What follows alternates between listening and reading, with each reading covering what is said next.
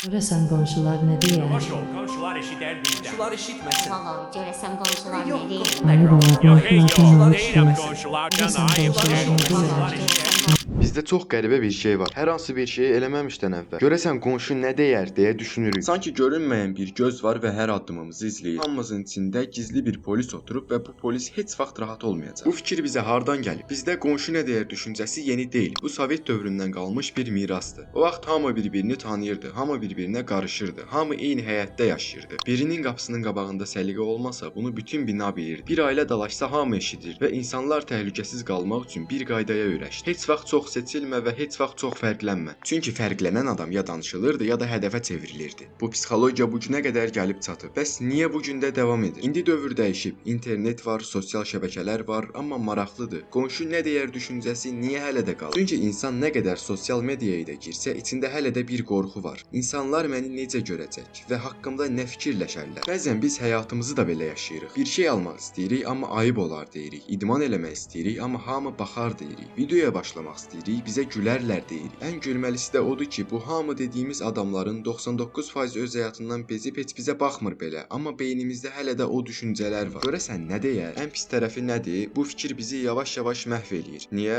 Çünki bu başqasının fikirləri ilə yaşamaq deməkdir. Sən öz həyatını yaşamırsan, sanki xalqla şərik həyatı yaşayırsan. Bir arzun var, düşünürsən, bir addım atmaq istəyirsən, təxirə salırsan. İllər keçir, amma sənin qərarların sənin deyil. Hətta xoşbəxt olmaq istəyəndə belə qonşu nə deyər deyə düşünən insanlar var. Bu çox acıdır, amma çox da realdır. Bu davranışın psixologiyası. Bir psixoloji həqiqət var. İnsan özünü kifayət qədər güvənli hiss eləməyəndə başqasının fikrinə sığınır. Bu bir mentaldır. Hər birimiz içimizdə kimdənsə qəbul almaq istəyirik, amma problem odur ki, biz kimdən qəbul aldığımızı seçmirik. Bəzən elə adamlardan təsdiq gözləyirik ki, hətta onların belə öz həyatında heç bir şey yolunda getmir. Amma onların sözləri bizi saxlayır. Sənin özünü pis hiss eləməyin səbəbi bəlkə də budur. Öz həyatını özün üçün yox, kütlə üçün yaşamağa çalışırsan. Bəs bu fikirləri necə qıra bilərik? Tək bir şeylə. Çünki mən belə istəyirəm cümləsi ilə. Bu ego deyil, bu özünə sahib çıxmaqdır. Heç kəs sənin ayaqqabılarınla getmir. Heç kəs sənin ağrılarınla yaşamır. Heç kəs sənin yerinə yatmır. Sən yaşayırsan, sən çəkirsən, sən xərcləyirsən və sən arzuluyursan. Onda qərarı da elə sən verməlisən. Biraz qəribə səslənə bilər, amma bunlar doğrudur. İnsanların 90% sənin haqqında 10 saniyə düşünəcək və sonra öz həyatlarına qayıdacaqlar. Biz həmişə deyirik,